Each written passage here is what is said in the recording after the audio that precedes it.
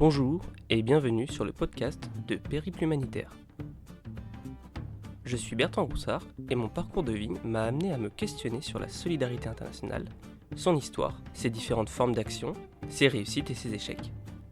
À travers une série d'interviews, je vous propose de découvrir le monde de l'aide humanitaire grâce à des acteurs de terrain.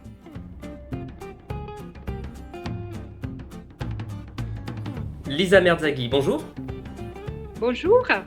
Alors Lisa, tu es infirmière pour Médecins sans frontières, tu as tout un parcours aujourd'hui qui t'a amené sur différents terrains. Est-ce que tu pourrais dans un premier temps te présenter et nous expliquer un petit peu ton parcours dans l'humanitaire ? Oui, alors moi c'est Lisa, je suis suisse et j'habite toujours en Suisse. Donc j'ai fait mes études d'infirmière en Suisse et c'est vrai que déjà depuis l'école infirmière, j'avais toujours un petit peu le rêve de faire de l'humanitaire. Après l'école, j'ai dû quand même travailler comme tout le monde dans un hôpital pour pouvoir acquérir l'expérience nécessaire. J'ai travaillé en Suisse dans un hôpital universitaire et par la suite, dès que l'occasion se présentait, j'ai fait une école de médecine tropicale à Danvers qui m'a permis vraiment d'acquérir pas mal de connaissances par rapport à l'aide humanitaire. Et à partir de là, j'ai commencé mon expérience dans l'aide humanitaire et j'ai commencé à travailler avec Médecins sans frontières comme infirmière. Donc tu as d'abord travaillé à l'hôpital. Combien de temps il t'a fallu d'expérience professionnelle en Suisse avant de te décider de te lancer dans l'humanitaire ? Vu que j'étais déjà intéressée depuis avant, j'avais un petit peu lu dans les différents sites internet qu'il fallait entre 2 jusqu'à 5 ans selon les associations. Alors, moi, je suis partie pour 2 ans tout simple, vraiment le minimum nécessaire qu'il fallait pour partir. Donc, j'ai travaillé 2 ans dans un service de pédiatrie. C'est vraiment le minimum nécessaire pour effectivement pouvoir accéder dans le monde humanitaire. Et ça a été facile pour toi de trouver du travail tout de suite dans l'humanitaire ? Je dois dire, d'un côté, oui. Je pense que j'ai eu une facilité par le fait dans mon parcours et surtout dans mon expérience en pédiatrie. En tout cas, moi, j'ai eu toujours cette impression que le fait que j'ai pu commencer à travailler avec MSF, c'est vraiment en lien aussi avec voilà, mon expérience en pédiatrie. Parce que dans les projets humanitaires, une grosse partie des projets humanitaires à base médicale se concentrent quand même en lien avec la pédiatrie. Donc, je pense que ça m'a quand même pas mal facilité l'entrée chez Médecins sans frontières. Tu as postulé, tu as été accepté tout de suite ou est-ce qu'on te demande d'abord de passer des tests, on regarde d'abord ton expérience ? Comment se passe la sélection pour les infirmières qui partent avec Médecins sans frontières ? Alors là, je pense que ça dépend pas mal aussi des sections des MSF, pas Médecins sans frontières. Il y a différents bureaux qui sont installés dans différents points de l'Europe. Voilà, on a MSF, qu'est-ce qu'on appelle MSF Suisse, il y a MSF Espagne, Athènes, il y a MSF Paris, Hollande et Bruxelles. Donc, on va dire que chacune, il avait un petit peu sa manière de travailler.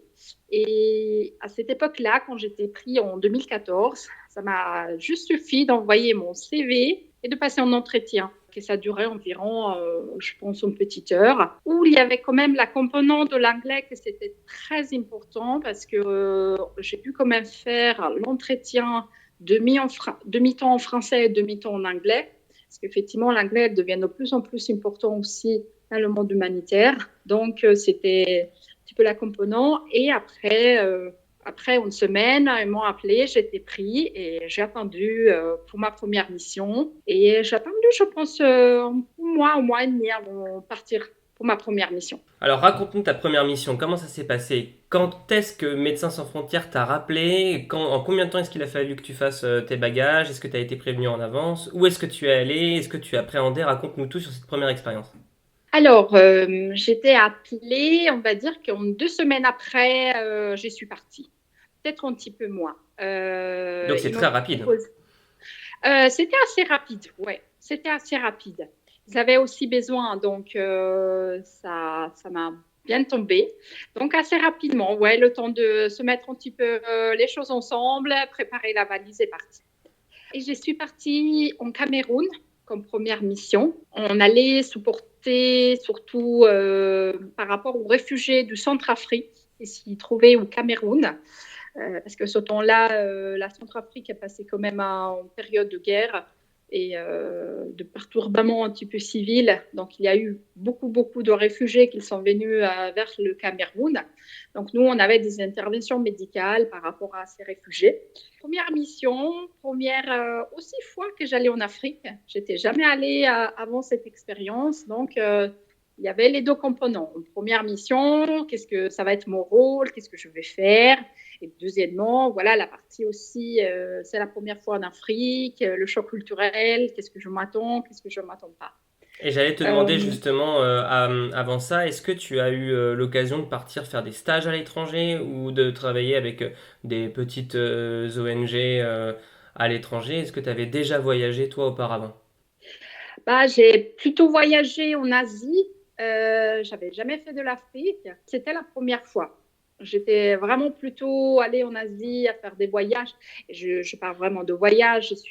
C'était en termes d'expérience et de première expérience humanitaire, c'était la première fois. C'est vrai qu'en Suisse, je participais plutôt à des actions sociales, solidaires, mais à niveau qui restait quand même à niveau suisse et jamais à l'étranger. Donc, une première expérience. Et donc tu te retrouves au Cameroun en 2014 alors que la guerre vient d'exploser en République centrafricaine qui était déjà un pays assez instable. Il y a des réfugiés qui traversent la frontière qui se retrouvent au Cameroun et donc toi tu es là pour combien de temps? Ma mission a duré environ presque 3 mois et c'était, voilà, je pense que tout le monde il se rappelle de sa mission comme la meilleure. Effectivement, moi je me le rappelle comme un très très beau souvenir, même si c'était quand même assez dur, mais j'ai eu la chance d'avoir une team locale qui était excellente, mais aussi voilà les collègues expatriés qui étaient avec moi, qui m'ont pu guider dans ce nouveau monde que moi, je venais à peine de mettre les pieds dedans et que je connaissais pas du tout comment ça marchait, qu'est-ce que c'était mon rôle, qu'est-ce que je devais faire. C'était tout était nouveau. Et je dis tout le temps, la première mission humanitaire ou la première expérience, on l'aime beaucoup et on a envie de voir encore et de continuer où ça se passe pas très bien. C'est comme aller contre un mur où on tape très très fort contre, où on trouve une manière de surmonter ce mur et de voir par derrière que c'est quelque chose de magnifique. Qu'est-ce qui fait qu'on peut être vite démoralisé? Qu'est-ce qui fait que ça peut nous dégoûter de faire de l'humanitaire les premières missions? Comme tout le monde, la première fois qu'on part à l'humanitaire ou qu'on part à faire des actions solidaires, c'est vrai que notre esprit, elle est plutôt dans le sens où je vais là-bas, je veux aider tout le monde. On part quand même avec ce sentiment de je veux sauver. Ça, c'est clair. Je pense que tout le monde, il y a ce sentiment-là quand on part à faire des actions solidaires ou de l'humanitaire. C'est ça le premier sentiment. Et quand on se retrouve là-bas, on se rend compte qu'on ne peut pas tout faire. On ne peut pas tout sauver, on ne peut pas tout changer. Et après, ça a quand même un sentiment d'impuissance. Et je pense que vraiment les premières expériences, ça travaille aussi ça en se disant, OK, on va essayer de faire de notre mieux, on va essayer de faire qu'est-ce qu'on peut avec les moyens qu'on a, mais on ne peut pas tout faire, et on ne peut pas sauver tout le monde. C'est des sentiments que je pense que c'est très bien de les avoir, surtout au début, et c'est quelque chose qu'on continue à les avoir. Mais c'est vrai que quand on arrive sur le terrain, on s'aperçut que malheureusement, ce n'est pas le cas. On ne peut pas sauver le monde, on ne peut pas sauver tout le monde, on ne peut pas changer tout. Mais qu'on doit faire, qu'est-ce qu'on peut vraiment pour améliorer la situation, surtout d'améliorer les conditions de vie des personnes qu'on est en face, d'essayer d'apporter un petit peu de soulagement, mais naturellement, on ne peut pas tout faire. Donc, on fait qu'est-ce qu'on peut avec qu'est-ce qu'on a. Et ça, je pense, c'est quelque chose qu'on travaille beaucoup et que c'est quelque chose que ça peut être choquant, quelque chose qui est, voilà, certaines personnes, ils peuvent l'affronter et des autres personnes qu'ils n'arrivent pas à l'affronter, malheureusement, en disant non, mais on devrait faire plus, mais des fois, c'est pas possible. Donc, je pense que c'est la partie un petit peu la plus dure, de vouloir faire plus et on ne peut pas. Et c'est très frustrant. Tu as des Ouais. exemples comme ça de situations qui peuvent être très frustrantes et qui peuvent vraiment décourager des humanitaires. Est-ce que toi-même, tu as vu des collègues se décourager et finalement abandonner cette voie-là? Non, je pense. En fait, par rapport aux situations mêmes, je ne pense pas qu'on abandonne vraiment pour ça. En fait, c'est pas en tout cas. On termine la mission, mais c'est vrai qu'après, il y a beaucoup de travail par derrière, surtout quand on rentre à la maison. Mais je pense que, voilà, je suis infirmière et je trouve que, surtout quand on fait en comparaison avec le niveau médical, le niveau infirmieristique qu'on a en Europe et on commence à faire de comparaisons quand un enfant, comme j'ai dit, j'étais au Cameroun et je voyais des enfants mourir par paludisme, mourir pour malnutrition, pour des diarrhées. Et quand chez nous, voilà, on a une technologie tellement avancée, on a des soins de qualité extrêmement avancés, et que chez nous, les enfants ne meurent plus pour ces maladies-là. Quand on a ces comparaisons-là aussi, c'est très frustrant à travailler. Et tu le vois, tu as des enfants qui meurent de pneumonie et qui meurent de diarrhée. Et toi, tu es là un petit peu, tu te dis, maman, s'il était chez moi, en Suisse, en France, en Belgique, en Europe, bah, ce gamin, voilà, il serait allé à l'hôpital, il serait sorti guéri sans aucun souci. Donc, c'est des situations assez frappantes, surtout au début. Donc avant de rentrer dans le détail un petit peu de ce que tu faisais sur place, est-ce que tu peux nous expliquer ensuite quelle a été la prochaine étape? Donc tu rentres du Cameroun, est-ce que tu repars tout de suite pour une nouvelle mission? Est-ce que tu as enchaîné tout de suite les missions? Ou est-ce que tu as décidé de te poser un petit peu en Suisse et de retravailler en Suisse? Bah, comme j'ai dit, c'était une expérience qui m'a beaucoup plu. Alors, je décidais de repartir de nouveau en mission. Voilà, j'ai pris quand même mon temps de repos et j'ai pris quand même 2 mois de repos tranquille chez moi.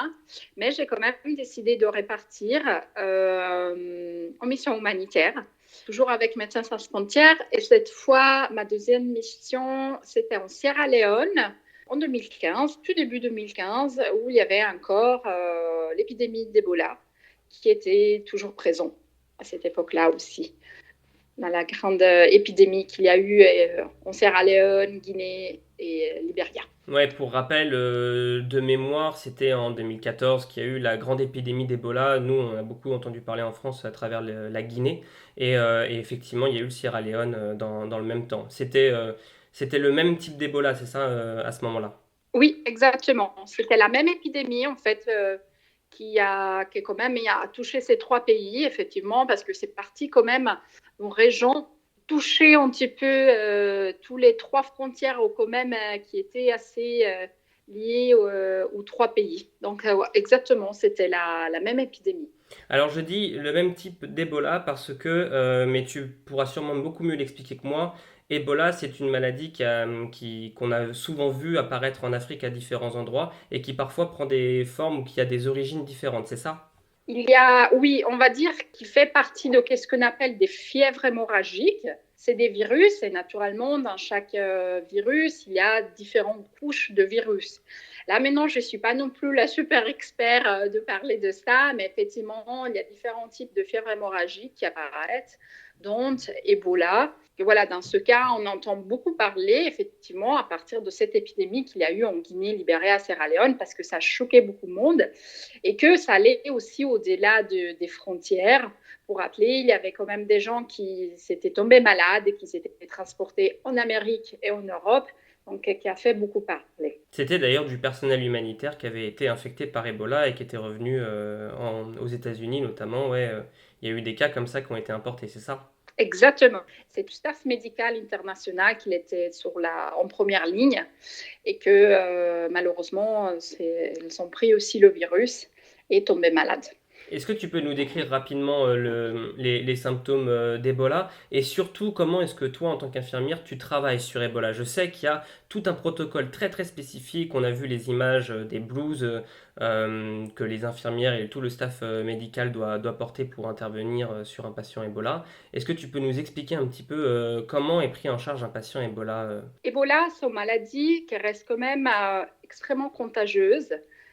Tous les liquides du corps, ils contiennent le virus à Ebola.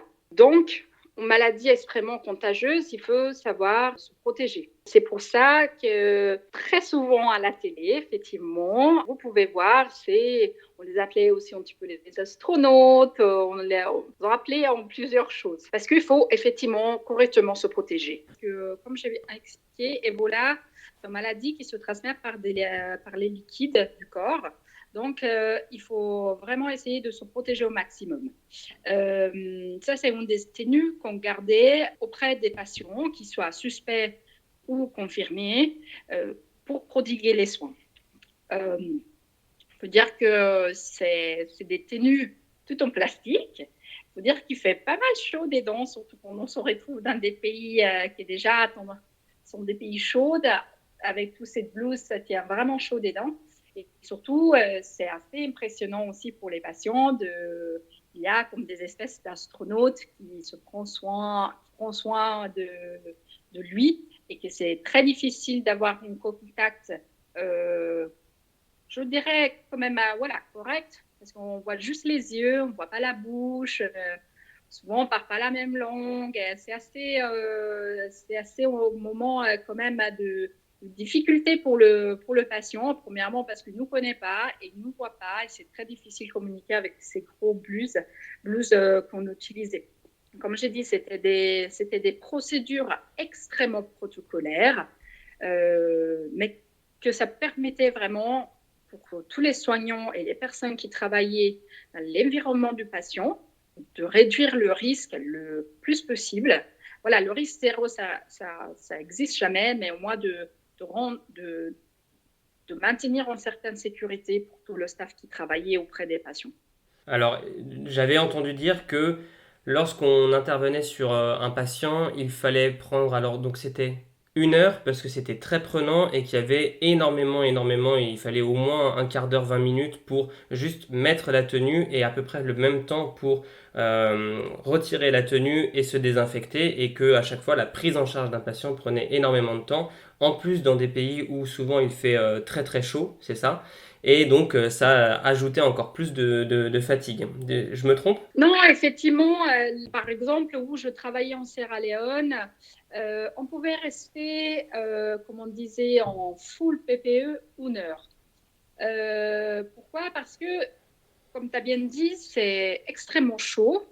Dans ces bleus, c'est toutes des choses en plastique, hein, on transpire beaucoup. Et vraiment, notre corps, il est mis quand même en situation de stress quand même assez élevé. Et on est dans ces blouses. On a chaud, on travaille avec des patients qui, comme vous avez peut-être pu entendre, Ebola, il a quand même un pourcentage de décès, pourcentage de mortalité quand même extrêmement élevé. Donc, avec des patients qui, en bonne partie de fois, on disait malheureusement, lui, il va partir dans des situations très stressantes. C'est vrai que c'est pas agréable de travailler dedans parce qu'on transpire vraiment de tous les côtés. On a du plastique sur nous qui nous fait encore transpirer plus, et le risque d'avoir des malaises, elle est quand même extrêmement élevé. Donc, c'était une manière de quand même protéger le staff médical, comme aussi le staff de la logistique ou des voisins qui travaillaient auprès des patients, pas directement avec les patients, mais sur l'environnement des patients. C'était vraiment pour protéger, parce que c'était vraiment très chaud. Pour vous donner un exemple, moi, je rentrais avec la blouse qu'elle était sec, je sortais, elle était trempée. Et dans mes bottes, quand je les tournais, mes bottes en caoutchouc, ça dégoulinait pas mal. Pour vous dire la quantité d'eau qu'on pouvait perdre sur une heure de travail. Donc, c'est vrai que c'était très protocolaire. Et en tant qu'infirmière, à ce niveau-là, il fallait quand même aller vite et être très, très précise dans les soins que tu veux faire, d'avoir une très bonne organisation, parce que vu qu'il y a qu'une heure, on ne peut pas se dire « Ah, mais on va discuter des dents ». Non, déjà avant, comme on dit, entrer dans la zone à risque. La zone à risque, c'est la zone où il y a les patients. Il faut qu'on sache qui va où et qu'est-ce qu'on fait, à quel patient et qu'est-ce qu'on doit contrôler. Parce que dans 1 heure, ça passe extrêmement vite. Donc, il faut être vraiment extrêmement préparé, extrêmement protocolaire. C'est vrai que ça peut être lourd, mais c'est une heure, on n'a pas beaucoup de temps. Donc, il faut faire les choses et savoir exactement où aller et quoi faire. Et quels sont les types de soins qu'on apporte à des personnes qui sont atteintes d'Ebola? Est-ce que ce sont les mêmes types de soins que l'on apporte à des personnes qui, par exemple, souffrent du choléra, où il faut beaucoup, beaucoup hydrater le patient? Ou est-ce qu'il y a également de la prise de médicaments? Comment ça se passe, la prise en charge concrètement d'un patient Ebola? Un patient Ebola, alors au temps en arrière, quand j'avais en 2014 et 15, avec cette grosse épidémie, c'est vrai qu'on n'avait pas les traitements qui étaient découverts dernièrement, comme aussi le vaccin. Ça n'existait pas encore. Donc, c'était vraiment du traitement symptomatique et aussi de support. Donc, initialement, vu que les patients, ils ont quand même de la fièvre, on essayait de baisser la fièvre.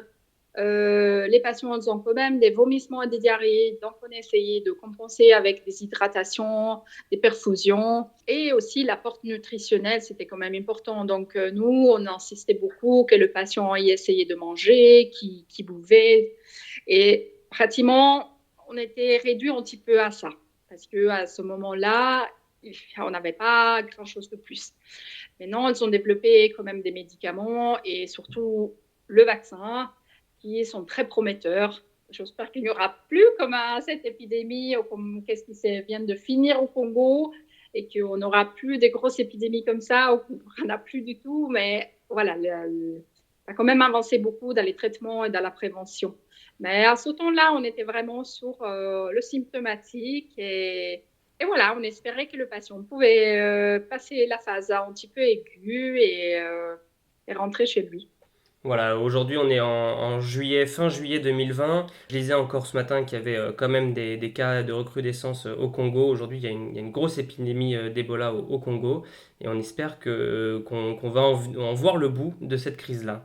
Donc toi tu pars au Sierra Leone sur Ebola. Ensuite qu'est-ce que tu fais? Combien de temps tu restes là-bas? Est-ce que c'était encore 3 mois ou est-ce que tu es resté plus longtemps?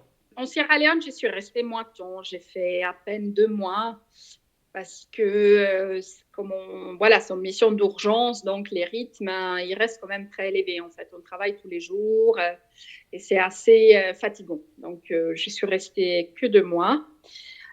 Et après, à la Sierra Leone, j'ai décidé encore de partir. Et cette fois-ci, je suis partie au Tchad. Là, je fais déjà un petit peu plus de temps, 4 mois et demi, presque 5 mois au Tchad, plutôt dans son projet pédiatrie et malnutrition pédiatrique. Donc, on sortait un petit peu de Bola et tout ça pour faire beaucoup plus de la pédiatrie. Et ensuite qu'est-ce que tu as fait d'autre comme pays? Après, je suis allée plusieurs fois au Congo, dans différents types de projets. J'ai fait aussi la Tanzanie et j'ai eu aussi l'occasion de faire la Grèce. Sur la crise des réfugiés? Exactement, c'est la crise des migrants. Aujourd'hui, est-ce que tu continues de travailler en tant qu'infirmière pour Médecins sans frontières ou est-ce que ton poste a évolué? Mon poste, il a évolué. C'est vrai que quand on travaille par exemple, pour l'ONG que je travaille, Médecins sans frontières, on travaille jamais purement comme infirmière, même les premières missions. On part plutôt comme infirmière superviseur ou infirmière superviseuse. En fait, le rôle, comme j'ai dit, c'est pas qu'on travaille directement avec les patients, quoique on le fait toujours un petit peu, mais on est surtout en appui du staff local. On est surtout dans l'échange avec le staff local, de la supervision du staff local. Donc, en soi-même, on fait quelques tâches infirmières classiques. On est beaucoup plus sur la partie du support et de la supervision du staff infirmière local. Et avec le temps, j'ai eu l'occasion quand même de changer un petit peu de mon rôle et maintenant, je suis plutôt responsable médical projet. Ça veut dire que je prends en fait, j'ai sous ma responsabilité, je supervisionne et je supporte toutes les activités médicales d'un projet. Donc, si dans ce projet, on a plusieurs activités médicales, je donne des exemples. Par exemple, il y a un hôpital, mais il y a aussi une activité, comme on les appelle souvent, outreach dans des centres de santé. On a une activité santé mentale et on a une activité de promotion de la santé. Moi, j'essaye de supporter ces équipes et de les supporter et de superviser toutes ces équipes pour qu'ils arrivent à atteindre leurs objectifs. Donc, c'est un rôle qui change un petit peu. J'ai des liens encore avec les infirmières, avec les responsables infirmières, mais après, ça reste beaucoup plus général sur le projet. Donc, avec aussi des autres domaines, comme la santé mentale, comme aussi avec les médecins, comme la promotion de la santé, comme la pharmacie. Ça, c'est un sujet sur lequel on pourra éventuellement revenir. Pour rester sur ton parcours, tu avais également passé un diplôme spécialisé en médecine tropicale. Qu'est-ce que tu peux nous dire sur ce diplôme-là et est-ce qu'il est nécessaire d'avoir ce diplôme-là pour ensuite faire de l'humanitaire en tant qu'infirmière? Alors, moi, j'ai fait effectivement un post-graduat en médecine tropicale et j'ai adoré. J'ai adoré, c'est duré 3 mois et demi. J'ai eu l'occasion de le faire en Belgique, dans une très bonne école.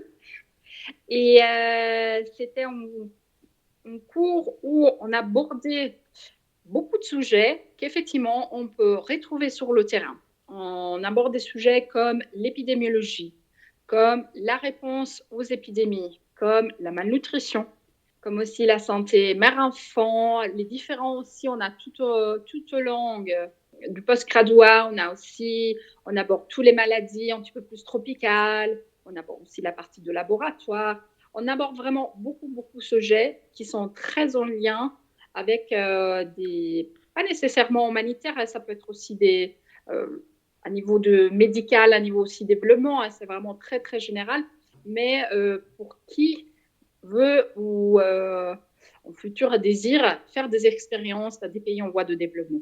Okay. Heureusement, j'ai fait ce cours parce que ça m'a donné quand même pas mal de bases qui m'a permis quand même sur certains sujets de ne pas être complètement paumé et d'avoir quand même des bases. Par exemple, voilà, on a fait tout un module autour de la malnutrition.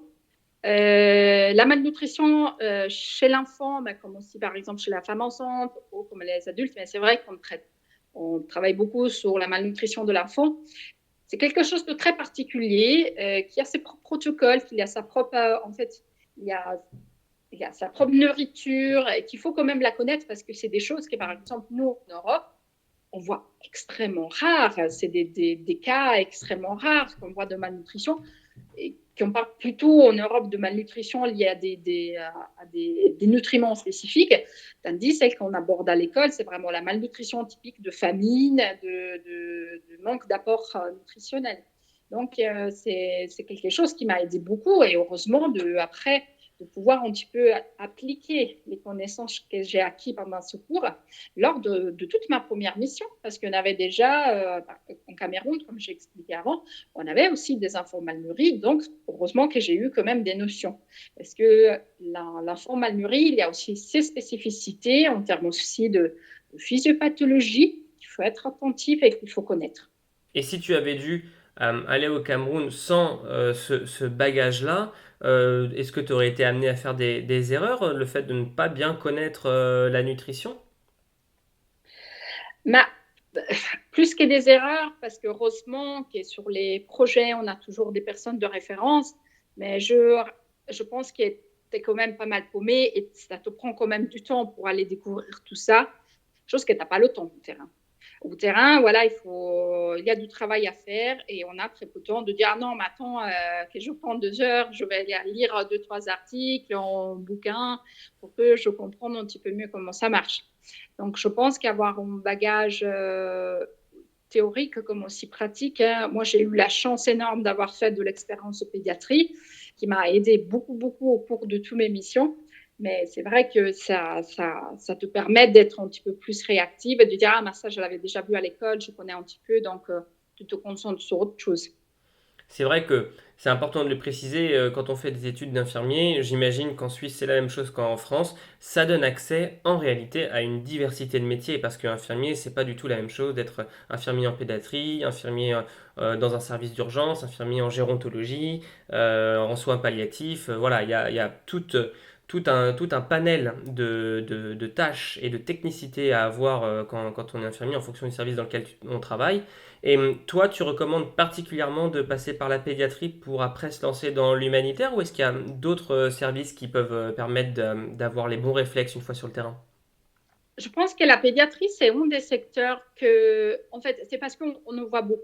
Quand on fait des interventions humanitaires médicales, c'est vrai que la pédiatrie et les enfants, c'est une population qu'on voit très, très, très souvent. Donc, je pense que la pédiatrie reste quand même un service intéressant, je trouve que ça peut aider beaucoup et que ça permette quand même de couvrir une bonne partie des missions humanitaires. Des autres des autres secteurs, ça peut être aussi le secteur des urgences et des soins intensifs. On prend par exemple, voilà, moi je n'ai jamais travaillé, mais le Moyen-Orient, j'ai pas mal de collègues qui sont partis là-bas. C'est vrai que voilà, tout ce que c'est en lien à la guerre, les soins en lien avec la guerre comme ça demande quand même des expériences en urgence et en soins intensifs. Ça peut être aussi en lien pas mal aussi, toujours où ça se fait de la chirurgie et de la chirurgie de guerre, aussi les infirmières anesthésistes. C'est quand même des profils qui sont quand même pas mal recherchés. En soi, tous les profils, ils peuvent être utiles. C'est vrai qu'il y en a certains qui vont être beaucoup plus à l'aise que d'autres. Comme je dis, pédiatrie, urgence ou intensif, c'est des profils que ça permet vraiment d'être un petit peu plus à l'aise dans certaines situations. Mais après, c'est vrai qu'à niveau infirmière, j'ai rencontré plein de collègues voilà, qui ne sont pas faits nécessairement de ces secteurs et que, voilà, peut-être au début, ils devaient voilà, speeder, entre guillemets, un petit peu plus pour apprendre autre chose. Par exemple, lié à la pédiatrie ou lié aux urgences, mais qu'après, se sont débrouillés très, très bien. Toi, tu as fait ensuite ce diplôme de médecine tropicale. Est-ce qu'il existe d'autres diplômes de ce genre qui peuvent permettre de se préparer, ou en tout cas de mieux se préparer à ensuite partir sur le terrain humanitaire? À niveau infirmière, personnellement, je le trouve extrêmement bien. Il a un gros lien aussi avec notre travail. Après, je sais qu'il y a plein d'autres écoles qui peuvent donner des formations, mais que peut-être ils sortent un petit peu, qui voilà, proposent plutôt des choses en lien avec qu'est-ce que c'est, le management du projet, alors déjà beaucoup plus responsable terrain, et qui sortent éventuellement un petit peu. Mais je dois dire que les instituts qui proposent des post-diplômes, des post-graduats en médecine tropicale, c'est extrêmement en lien avec aussi le travail d'infirmière. Personnellement, c'est juste parce que j'ai adoré tellement faire cette école qui m'a vraiment amené tellement, pas seulement au niveau des connaissances et des pratiques, même à niveau humain, que je conseille vraiment aux infirmières de trouver cette chance de pouvoir faire une école de ce type qui peut proposer ce genre de cursus parce que c'est vraiment incroyable et très, très enrichissant. Et toi, par rapport à ton parcours, qu'est-ce qui a fait que finalement tu as à tout prix voulu partir faire de l'humanitaire, que tu en fais toujours aujourd'hui, plutôt que finalement d'être infirmière et de rester en Suisse et d'avoir une vie, j'imagine, plus stable, parce que aussi ça implique de beaucoup voyager, de beaucoup bouger, d'être très réactif, les missions que tu as dû enchaîner. Oui, franchement, je pense que personnellement, j'adore ce que je fais. Et le travail que je fais, là pour le moment, j'ai travaillé que avec Médecins Sans Frontières. Le travail que je fais au terrain, c'est quelque chose que j'adore. Il me stimule beaucoup, il me challenge beaucoup aussi. Hein. Je ne dis pas qu'il soit tous les jours facile. Hein. Il permet vraiment à chaque mission, à chaque projet, dans le même projet, à différentes périodes, avoir des challenges, d'avoir des moments de difficulté qu'il faut vraiment tout le temps travailler. La multiculturalité aussi, c'est quelque chose que chaque fois, il faut toujours le choc culturel aussi, il faut toujours le travailler à chaque nouvelle mission, à chaque nouvel endroit. Ça peut être dans le même pays. Hein. Par exemple, moi, je suis allée 3 fois au Congo et c'est vrai que quand même, chaque fois, c'est toujours un petit peu différent. On a toujours un petit peu une autre approche, il y a un autre type de population, même si ça reste le même pays. Donc ça, même si ça peut être fatigant, pour moi, je le trouve extrêmement stimulant. Et je pense que le fait que moi, j'ai continué à faire ce travail, c'est vraiment le plaisir du travail en lui-même. Moi, j'adore. C'est un travail qui me stimule beaucoup, qui me plaît beaucoup, qui me permet aussi, même dans ce nouveau rôle où je suis un petit peu plus détachée des patients, mais d'être quand même au projet, d'être quand même à côté des patients et quand même être à côté du staff et de pouvoir aussi travailler avec le staff, qu'il soit local ou expatrié, et de pouvoir construire ensemble des choses et d'atteindre nos objectifs pour le bien-être de la population, pour soulager la population. Justement, tu nous expliquais à l'instant que maintenant tu étais plus sur la gestion de projets médicaux. Est-ce que tu peux nous en dire un peu de mots? Est-ce que tu peux nous expliquer en quoi ça consiste de devoir gérer un projet médical? Quel est ton rôle à toi, particulièrement au sein de cette ONG Médecins sans frontières? Effectivement, le poste s'appelle plus, c'est référent médical des projets. Euh, donc, je m'occupe vraiment purement de la partie médicale. Mon travail, comme peut-être je l'expliquais un petit peu avant, c'est vraiment le soutien, la supervision, la coordination de toute l'équipe médicale et des activités médicales qu'il peut avoir sur un projet. Sur le même projet, comme j'avais expliqué avant, il peut avoir différentes activités médicales. Voilà, on peut avoir un hôpital, on peut avoir une activité de santé, on peut avoir différentes activités. Donc, mon rôle, c'est vraiment de garantir que toutes ces activités-là, ils marchent bien, qu'ils peuvent atteindre les objectifs, qu'ils ont tout le matériel nécessaire, qu'ils puissent avoir le soutien technique, le support de tout type, et pour qu'ils puissent, que le staff médical puisse faire correctement le travail, pour que les activités déroulent correctement et pour atteindre une qualité de soins optimale. Ça, c'est un gros mot. Après, il y a plein de petites choses dedans. Par exemple, je m'occupe aussi beaucoup de la pharmacie, comprenant aussi de gestion d'équipe, de gestion des ressources humaines. Moi, je suis partie comme infirmière, mais dans un hôpital, on ne faisait pas vraiment. Donc, en tant que référent médical, tu as en charge de donc gérer l'équipe, de gérer le stock de matériel, de médicaments. Est-ce que tu peux nous expliquer comment se met en place concrètement une mission médicale à partir du moment où un besoin émerge dans un pays, que l'ONG Médecins sans frontières décide d'intervenir et que vous arrivez sur place? On a déjà eu des retours de la part de logisticiens qui nous expliquaient un petit peu la mise en place logistique, mais je suis très curieux de savoir comment est-ce qu'on planifie une mission médicale du point de vue purement médical. Et c'est une très bonne question. Alors, naturellement, comme tu as bien dit, tout, ça part d'un besoin. Et il faut vraiment aller explorer c'est quoi le besoin qu'il y a à niveau, voilà, nous, je travaille pour une ONG médicale, donc c'est quoi le besoin médical, c'est quoi le besoin immédiat aussi médical, que la population, elle n'arrive pas à pallier eux-mêmes pour voilà, leur survie. Donc déjà, il faut avoir une certaine évaluation des besoins et des priorités. Qu'est-ce qu'ils ont besoin en priorité? Souvent, on travaille en urgence, on parle vraiment de survie. Hein. On est là, les gens ils meurent pour du paludisme, pour autres maladies, donc on parle vraiment du survie. Comment ça se met en place? On va dire que dans les pays en voie de développement, on a toujours quand même les structures du pays, le ministère de la Santé publique, qui y a quand même pas mal de structures sur leur territoire. Donc, souvent, qu'est-ce que nous on fait? On s'appuie quand même sur les structures déjà préexistantes où il y en a. Donc, selon les cas. Ça, c'est vraiment là, on part vraiment, il peut y avoir 1500 scénarios différents. Mais le fait qu'il y a déjà des structures en place, ça permet vraiment d'enchaîner assez rapidement.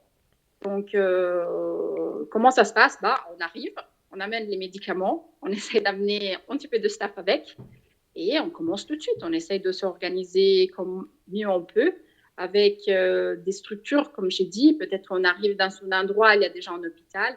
Donc, c'est la rencontre avec le directeur de l'hôpital. Quels sont leurs besoins, qu'est-ce qu'il y a besoin de manière importante. Donc, voilà, il y a des services libres. Allez, hop, on commence. On va déjà trouver du staff, de l'RH qui peut travailler avec nous. On va installer la pharmacie et on essaie de commencer assez rapidement. C'est la chose importante quand on fait une intervention médicale, c'est toujours un petit peu les deux choses. Qui est celle qui nous tient beaucoup plus à cœur, entre guillemets, que c'est toujours important d'avoir, c'est les ressources humaines et c'est quand même là, tout ce que c'est les médicaments et le matériel nécessaire pour les soins. C'est les deux choses vraiment qu'en première intention, on pense tout le temps. Après, tout le reste, la qualité de soins, les petits papiers, les datas médicales et tout ça, ça peut venir quand même dans son deuxième moment. Vraiment, la pharmacie et le staff, c'est quelque chose qu'on essaie de chercher assez rapidement. Est-ce que l'hôpital du ministère, il y a du staff qui est très bien? Est-ce qu'on peut collaborer ensemble? Est-ce qu'il y a des autres personnes qui connaissent, qui sont infirmières, qui ont des diplômes, des aides-soignants comme ça? Allez hop, on les appelle, qui viennent. On déplace assez rapidement des médicaments, des camions avec les médicaments, on essaie de mettre en place et on commence. C'est pas... Après, comme j'ai dit, ça dépend un petit peu des contextes, ça dépend un petit peu des priorités. Mais une fois que tu as ton RH, une fois que tu as tes médicaments, tu commences. Et tu essaies de mettre en place vraiment des services de soins. Des services comme ça peut être dans n'importe quel hôpital qui commence à travailler. Ça on parle vraiment quand on est en urgence. Tandis que quand on peut se prendre quelques jours de plus, on essaie de faire les choses un petit peu plus tranquillement, on essaie d'aller un petit peu plus à mettre les choses tranquillement en place. Quand on est en urgence, voilà, on essaie de chercher rapidement via les contacts qu'on a sur place. Tu connais des infirmières, tu les appelles, tu connais des aides-soignants. Allez, on l'appelle, on commence, on installe assez rapidement. Et dans des autres fois, voilà, on se prend plus le temps, on parle avec les gens, on parle surtout avec la population, les besoins, qu'est-ce qu'ils ont besoin, leurs priorités, tout ça, pour installer un projet un petit peu plus adapté. Et quels sont les grands enjeux qui existent aujourd'hui dans le domaine de la santé au niveau mondial? À quoi est-ce que on va être de plus en plus confronté? Est-ce qu'on va être de plus en plus confronté à des épidémies d'Ebola? Est-ce que le grand problème, ça va surtout être la malnutrition avec tous les déplacements de population qui existent aujourd'hui à cause des guerres? Est-ce que ça va plutôt être de la médecine de guerre? Quels sont les grands enjeux de demain au niveau des ONG médicales, justement? Je pense il y en a trois, mais deux sont quand même pas mal liés. La première, oui, les épidémies. Je ne parle pas d'Ebola, je parle des épidémies en général. Et ce année 2020, il a pu quand même nous montrer qu'avec Covid-19, l'épidémie, c'est un des enjeux mondiaux. Je ne dis pas seulement dans l'aide humanitaire, mondial, qu'on devrait faire face dans les prochaines années. Et ça, c'est clair, parce que actuellement, les personnes, et en général, toutes les populations, ils bougent beaucoup. Il y a beaucoup plus d'accès à bouger, à changer, tout ça. Donc, je pense que l'épidémie, c'est un des enjeux qu'on va faire en face de plus en plus à niveau mondial. Et de conséquences aussi dans le monde humanitaire, qu'il soit dans des pays développés comme dans des pays en voie de développement. Hein. Dans les deux cas, je pense que c'est un des majeurs enjeux. Le deuxième enjeu qu'on discute de plus en plus, c'est que je pense qu'il faut qu'on commence à petit, il y a des gens qui pensent qu'il faut le faire un petit peu plus vite, c'est vraiment tout ce que c'est lié à l'environnement. De plus en plus, on a des migrants, aussi des réfugiés liés à l'environnement, qui soient aux catastrophes naturelles, comme aussi à la sécheresse, comme aussi, par exemple, on sait très bien qu'en Somalie et au Kenya, par exemple, il y a eu toute l'invasion des insectes qui a un impact énorme sur la cultivation. Donc, de conséquence, il y aura un impact énorme sur la santé et sur la nourriture des populations. Tout cet lien avec l'environnement et de comment ça change l'environnement. Je parle aussi de climat, de tout ce que c'est qu'il y a eu ces dernières années, toutes les discussions en lien avec le climat. Il y a aussi un gros impact. Et il y a aussi un impact sur les flux migratoires, sur les réfugiés. Et comme on a vu aussi des exemples, voilà, les catastrophes naturelles, comme aussi les invasions des insectes qui mangent toutes les cultivations. Ça aussi, il a un gros impact parce que voilà, les populations, elles bougent et ils bougent pour avoir, ils ont des besoins et qu'il faut qu'ils soient reconstruits. Donc, je pense qu'il y a aussi, et les catastrophes naturelles, c'est en urgence. Donc, les catastrophes naturelles, c'est en urgence. Il faut essayer de sauver le plus vite possible le plus de vies, essayer de stabiliser et après, les gens, ils peuvent petit à petit se reconstruire. Et comme on a dit, voilà, que c'est toujours un petit peu lié. Voilà, comme j'ai dit, les gens ils migrent, les gens sont des réfugiés. Ben voilà, la migration et les réfugiés, je pense que c'est un autre gros. Déjà au jour d'aujourd'hui, c'est en gros thématique, c'est en gros partie aussi du travail humanitaire, qui soit en raison environnementale, climatique, mais aussi, comme tu as bien dit, pour des raisons de conflit. Il y a encore beaucoup de réfugiés et des migrants qui bougent, soit des réfugiés aussi qui restent à l'intérieur de son propre pays, comme qui bougent à l'extérieur à cause de en bonne partie aussi par des conflits. Donc je pense que les trois épidémies, l'environnement et les réfugiés, la migration, les réfugiés, c'est trois thématiques, trois problématiques qui vont rester pour très longtemps et qu'on va aller voir, je pense, de plus en plus. Et avec un impact majeur aussi, et avec une complexité de plus en plus majeure aussi. C'est vrai qu'on a une image de l'humanitaire qui se fait beaucoup en Afrique, dans les pays en voie de développement. Là, tu nous parlais d'avoir travaillé en Grèce sur des camps de migrants. Qu'est-ce que ça fait de devoir intervenir, de devoir déclencher une intervention humanitaire en Europe? C'est vrai qu'à moi, il m'a passablement choqué le fait que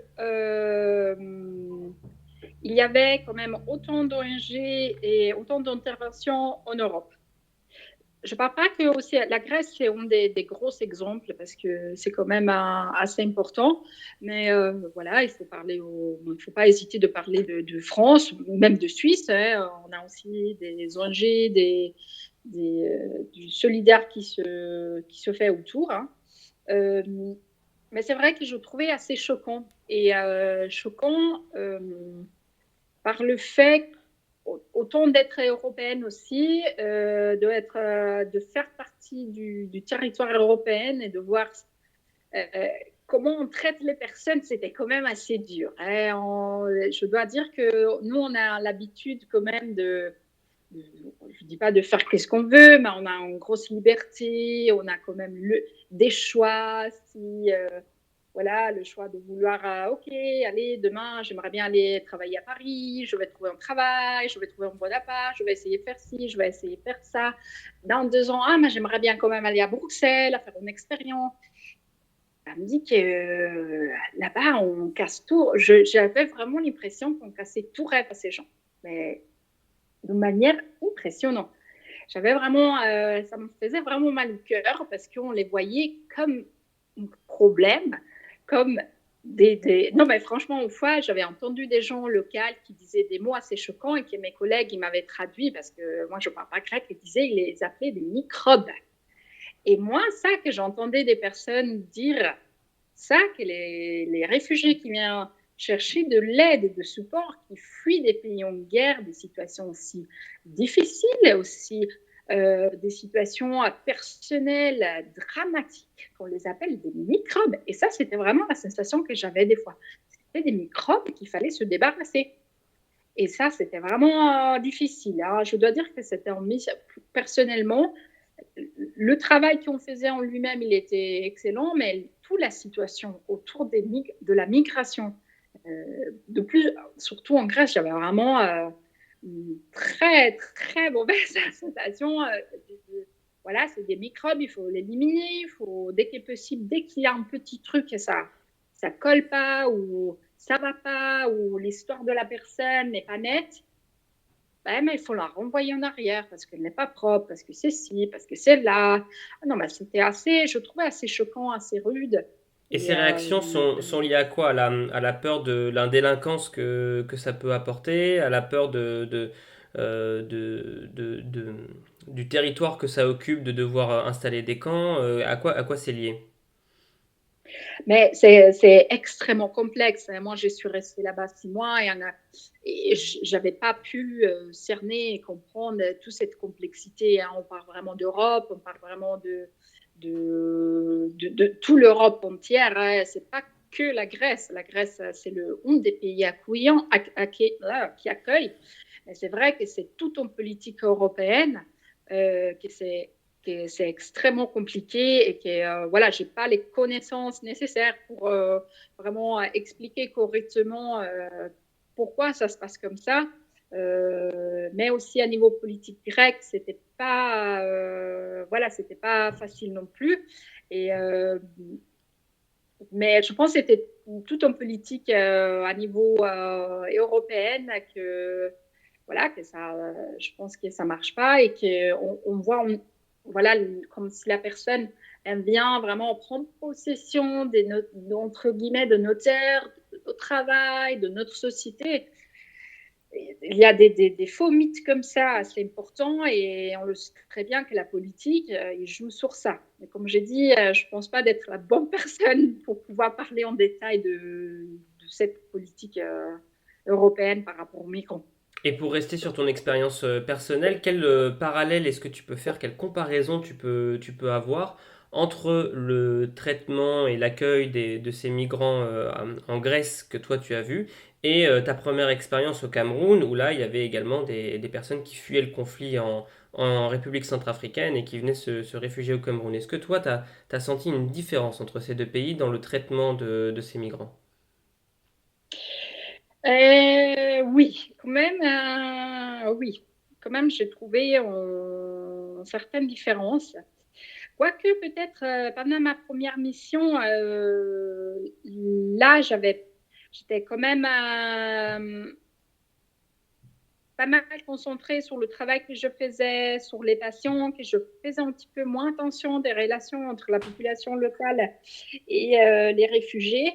Mais je savais qu'il y avait des tensions, bien sûr, qu'il y avait des tensions. Mais peut-être on les aperçu un petit peu, voilà, comme première mission, je l'ai aperçu un petit peu moins, tandis que dans des autres missions, par exemple, j'étais aussi en Tanzanie, dans un camp de réfugiés, où là, j'entendais beaucoup plus cette un petit peu, OK, on va les accueillir, mais on n'est pas content, mais et si, mais ça. Mais je dois dire, en Grèce, moi, j'avais aperçu quand même, c'est juste pour le fait que ils arrivent en Europe quand même dans des pays qui ont je veux dire, on est des pays riches, quoi. C'est pas possible qu'on peut laisser des personnes dans des camps de réfugiés, plus de 3000 personnes avec 10 toilettes. Je veux dire, c'est pas possible. Et en Tanzanie, j'étais dans un camp de réfugiés avec 120 000 personnes, il y avait assez de toilettes pour tout le monde. Et là, on parlait de 3000 personnes avec 10 toilettes, enfants, adultes, hommes. Et tout. Je veux dire, c'était aussi les conditions de vie qui étaient extrêmement violentes et que je ne comprenais pas pourquoi les gens ne comprenaient pas, en fait, que c'était des choses impressionnantes. Il y avait des femmes enceintes qui dormaient dans des tentes dehors, complètement à l'abri, en fait, complètement laissées toutes seules, complètement en insécurité totale. Et ça m'a choqué quand même pas mal. Les relations entre la population locale et le réfugié, c'est toujours très difficile, bien sûr. Ça, je pense que partout dans le monde, c'est vraiment difficile. Mais c'est vraiment aussi les conditions de vie qui m'ont choqué passablement. À la limite, en fait, c'était pas même pas la limite, c'était au-delà de tout type standard possible et imaginable. Je veux dire, c'était immonde. Et c'est ça que je trouvais que ça faisait le vraiment mal.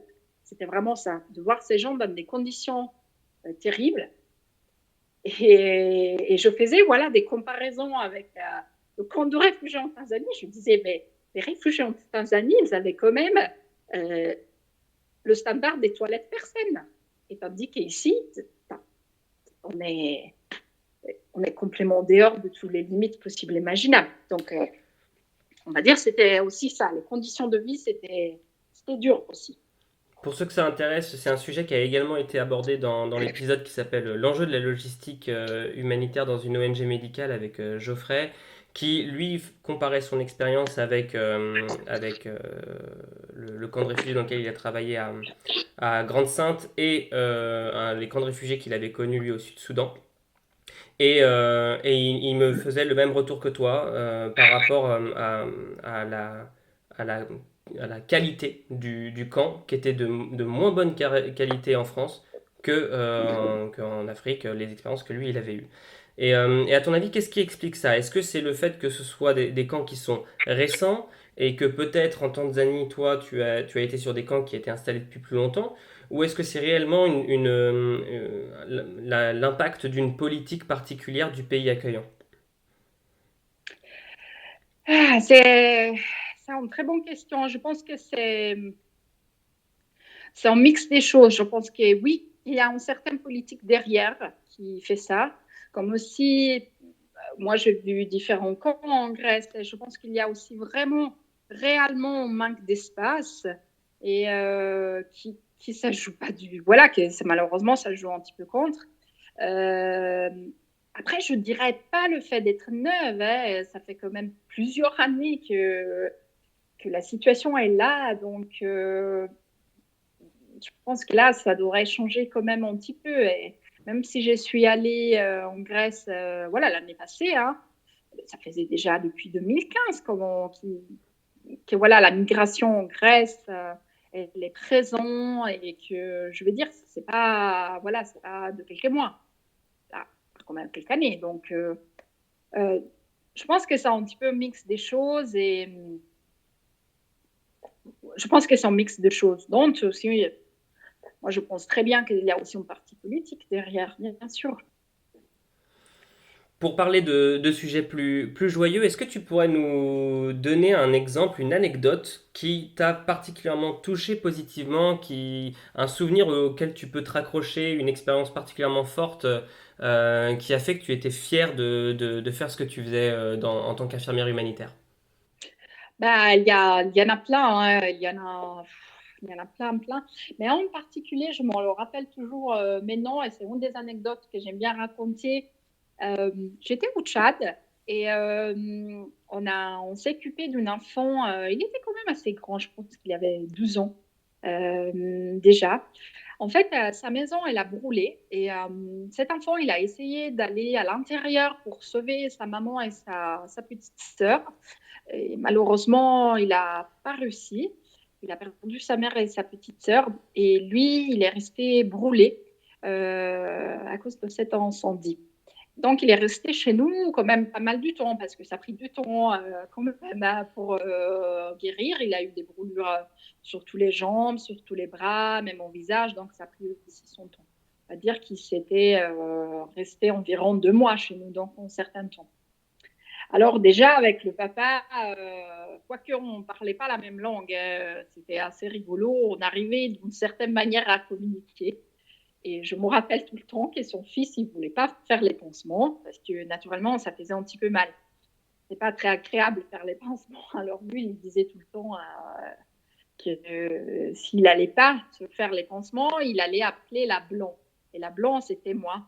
Et donc, je ne dis pas qu'il avait peur de moi, l'enfant, mais c'est vrai qu'ils n'ont pas l'habitude de voir des blancs. Donc, à chaque fois, il était un peu effrayé de me voir.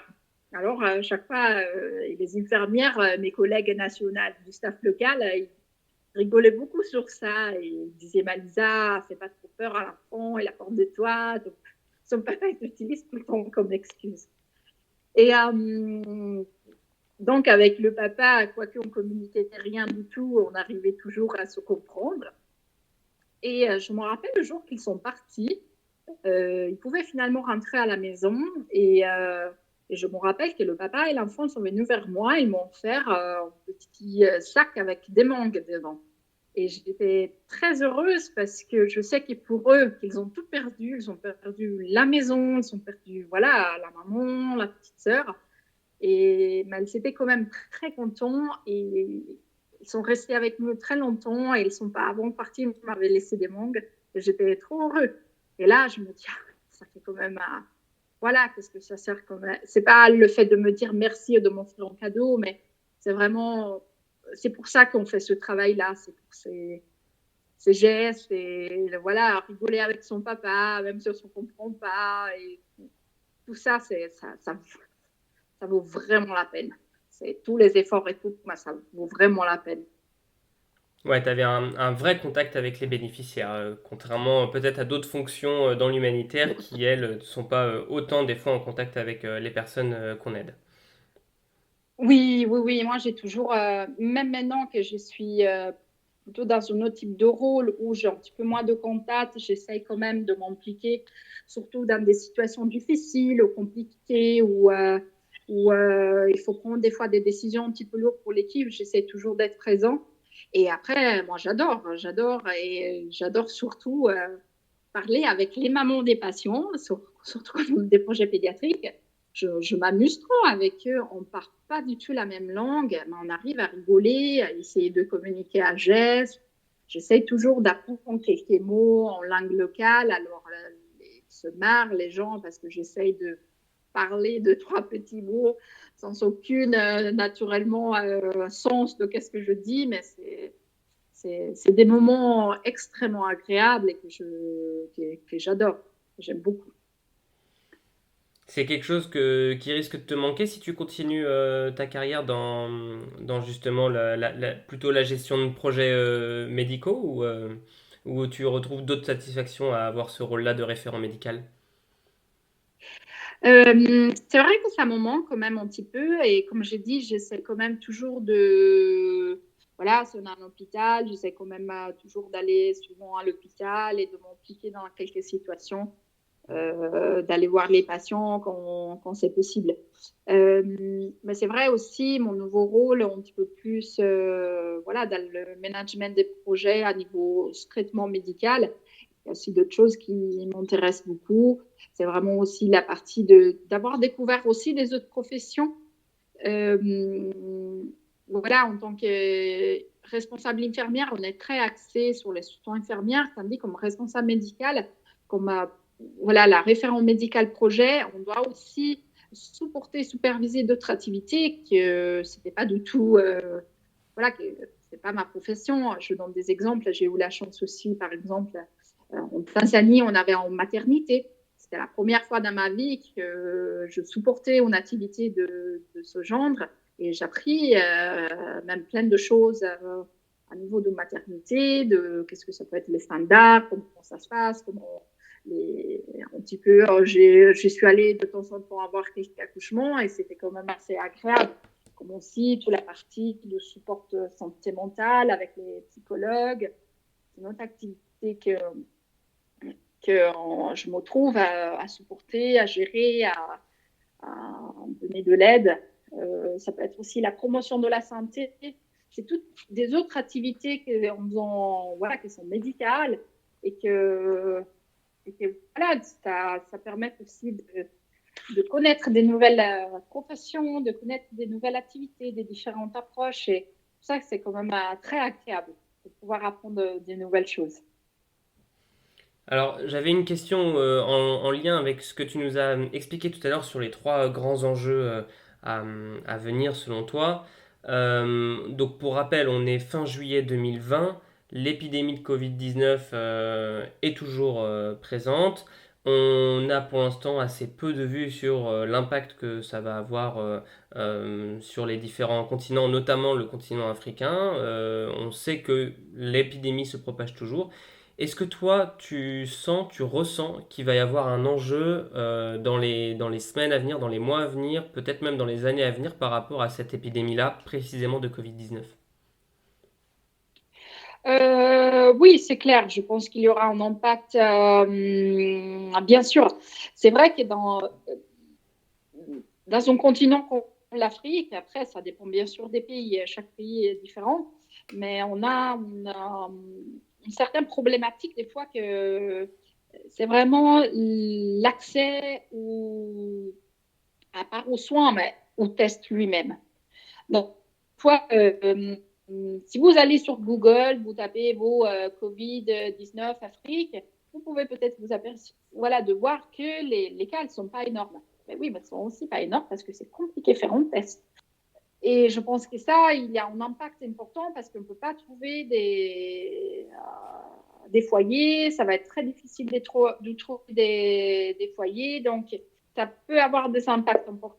Ces pays, c'est quoi? C'est des pays où on voit des développements où ils ont quand même beaucoup plus l'habitude de faire face à des épidémies. Ils ont quand même des systèmes d'alerte. Ils ont quand même beaucoup de choses que c'est très important que tout le monde puisse prendre note de ça et d'apprendre un petit peu. Quand on parle d'actualité humanitaire, justement, j'en profite pour faire la transition. Tu es également très investi dans un média qui s'appelle Éco-Solidaire. Est-ce que tu peux nous en dire deux mots? Oui, bien sûr. Alors, Éco-Solidaire, on est un petit organisme que, en fait, c'est un petit peu un groupe d'amis, on va dire comme ça. Jérémy, que c'est le président. En fait, on a fait l'école de médecine tropicale ensemble. Donc, on s'est rencontrés là-bas. On était un petit peu amenés par les mêmes valeurs, voilà, les mêmes intérêts. Éco-solidaire veut mettre en avant les actions solidaires internationales principales. On est un petit réseau qui en fait, on aimerait bien, en tout cas, de mettre en lien ces ONG, ces organismes de solidarité internationale, de pouvoir avoir cette capacité de les mettre en lien pour pouvoir voilà, se mettre en contact, faire des échanges d'expériences. Pourquoi pas avoir aussi des collaborations un petit peu plus opérationnelles. Mais ça, c'est un petit peu notre souhait. Et effectivement, nous, pour le moment, on travaille via un site internet où on met un peu l'actu à niveau humanitaire, via aussi différentes plateformes. On est très, très actifs aussi dans les réseaux sociaux où on met aussi en avance quelques actus humanitaires, comme on fait aussi des portraits des travailleurs humanitaires, où on partage aussi des nouveautés aussi au niveau technologique. On a aussi des dossiers pratiques pour qui veut commencer à travailler dans l'humanitaire. Pour tout public, il y a très peu accès pour qui travaille dans la solidarité. On veut vraiment être accès à tout public pour que tout le monde puisse avoir l'accès à ces informations. Alors le site internet s'appelle ecosolidaire.org, donc echo-solidaire.org. Il y a effectivement très présent sur les réseaux sociaux, vous avez des revues de presse régulièrement, donc ça permet au moins dans un premier temps de s'informer. Et puis pour les personnes qui cherchent à en savoir un peu plus, il y a effectivement des dossiers, il y a notamment tout un catalogue des formations pour se former à l'humanitaire qui est référencé. Il y a également une page pour les offres d'emploi. Et vous avez également une page Facebook qui s'appelle l'Humanitaire Café et qui permet un petit peu d'aborder toutes ces thématiques-là. Et le réseau est très très dynamique et j'encourage vraiment les personnes qui veulent aller un peu plus loin à aller se connecter sur ce site-là pour avoir un peu plus d'informations. Toi Lisa, tu as un rôle complètement bénévole, hein, c'est important de le rappeler aussi. Tous les contributeurs à EcoSolidaire sont bénévoles. Oui, exactement. On est bénévole et chacun d'entre nous, il y a des petites spécificités. Voilà, par exemple, à part, j'écris quelques articles de temps en temps. Je m'occupe aussi pas mal de le catalogue de formation, tous les emplois et surtout des cours Facebook. Donc, et quelqu'un d'autre, il y a des autres, notre de nos amis, il y a plutôt l'agenda et comme ça. On travaille tout de manière bénévole. On cherche toujours des collaborateurs, si je peux dire.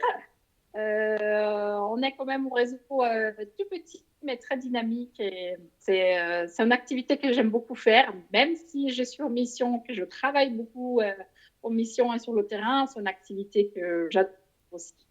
Alors pour conclure un peu sur toi, sur ton parcours, comment est-ce que tu te projettes maintenant toi dans la solidarité internationale? Est-ce que tu te vois continuer à faire ce que tu fais aujourd'hui toute ta vie? Est-ce qu'il y a des évolutions que tu vises? Quel avenir est-ce que tu projettes pour toi sur ton avenir d'infirmière humanitaire? Pour le moment, j'aime beaucoup qu'est-ce que je fais. C'est un rôle, comme je dis, très stimulant et il me plaît beaucoup. Euh, Après, moi, je suis une personne, comme on dit, très terrain. Moi, j'adore rester au terrain. Donc, en futur, je ne me vois pas, en tout cas pour le moment, hein, d'avancer trop dans ma carrière. Qu'est-ce que je fais? J'aime beaucoup. Après, on ne sait jamais.